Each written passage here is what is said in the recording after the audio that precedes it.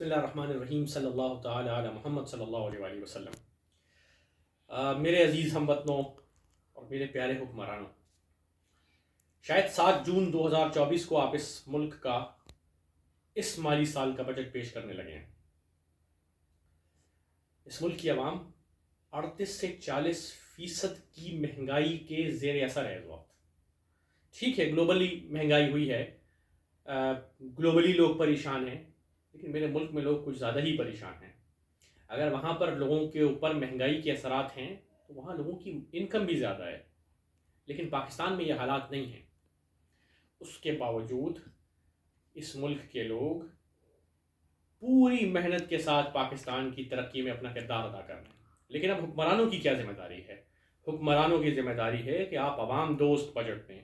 ٹھیک ہے، ٹیکسز لگانا آپ کی مجبوری ہے، ٹھیک ہے، IMF کی طرف سے بھی پابندیاں ہیں، پالیسیز ہوں گی، آپ کو یقیناً ان کے ساتھ معاہدوں کو نظر میں رکھتے ہوئے اس مالی سال کا بجٹ مرتب کرنا ہوگا۔ لیکن اس چیز کا خاص کر خیال کیجئے کہ اس ملک کی عوام، اس ملک کے وہ افراد، وہ خاندان جو 2 وقت کی روٹی کے لیے پریشان ہیں، وہ آپ کے ٹیکسز جو آپ اس بجٹ میں لگائیں گے کیسے ادا کریں گے؟ ساتھ ساتھ کاروباری لوگوں کو بھی آپ کچھ ایک بہتر، ایک فیوریبل ماحول فراہم کیجئے، تاکہ جب وہ کاروبار کر سکیں گے، نئی فیکٹریز لگیں گی، انڈسٹریز لگیں گی، تو لوگوں کو روزگار مہیا ہوگا۔ آپ سرکاری ملازمین کی تنخواہوں کا بھی خیال کیجئے۔ ایک لمیٹڈ تنخواہ کے اندر 2 2 3 3 بچوں کے ساتھ کیسے گزارا ہوگا؟ آپ مجھے بجٹ بنا کے دکھائیے 50,000 روپے میں کسی خاندان کا، ممکن نہیں ہے۔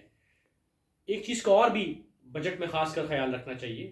پاکستان میں جس اماؤنٹ کے اوپر آپ ٹیکس نیٹ کے اندر آتے ہیں، یہ اماؤنٹ تب طے ہوا تھا جب پاکستان میں کم سے کم تنخواہ 7,700 روپے تھی۔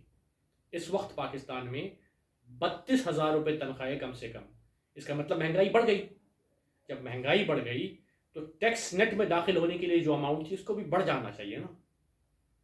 اس کا خیال کیجئے، پاکستان کی عوام کا خیال کیجئے۔ اللہ تعالیٰ آپ کا اور پاکستان کا حامی و ناصر ہو۔ پاکستان زندہ باد۔